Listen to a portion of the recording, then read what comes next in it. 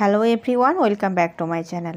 আজকে আমি আপনাদের জন্য নিয়ে এসেছি ফ্রেঞ্চ টোস্ট রেসিপি, যেটা আপনারা 5 থেকে 10 মিনিটের ভিতরে তৈরি করে নিতে পারবেন। খেতে হবে অনেক বেশি টেস্টি, সেই সাথে অনেক বেশি হেলদি। তো রেসিপিটা তৈরি করে নেওয়া যাক। তো প্রথমে আমি এখানে নিয়ে নিচ্ছি 2টি ডিম, আর দিয়ে দিব 1 টেবিল চামচ পরিমাণে চিনি, দিয়ে দিচ্ছি 1/4 কাপ পরিমাণে তরল দুধ,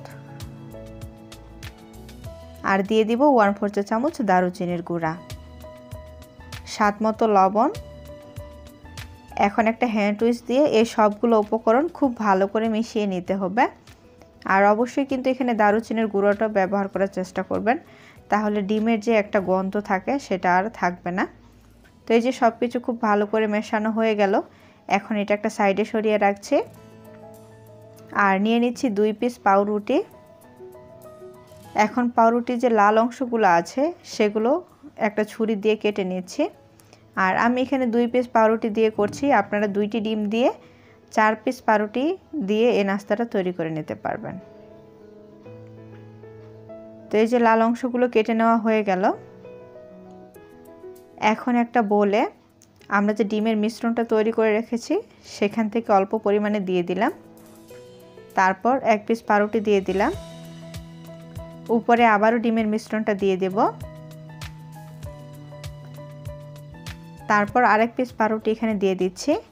এখন ডিমের গোলায় খুব ভালো করে আমাদেরকে পাউরুটিটাকে কোট করে নিতে হবে। যত ভালোভাবে কোট করতে পারবেন ততই কিন্তু ভিতর পর্যন্ত ডিমটা পৌঁছাবে, খেতে বেশি ভালো লাগবে আর অনেক বেশি নরম হবে। তো উল্টে পাল্টে আমি ডিমের গোলায় খুব ভালো করে পাউরুটিটাকে কোট করে নিলাম। আর অবশ্যই কিন্তু সাইডের অংশগুলো খুব ভালো করে কোট করে নেবেন।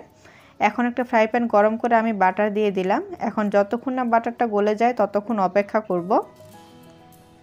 তো যখন বাটারটা গলে যাবে তখন চুলার আঁচটা কমিয়ে আমরা পাউরুটিগুলোকে দুই পাশে যতক্ষণ না লালচে কালার হয় ততক্ষণ ভেজে নেব।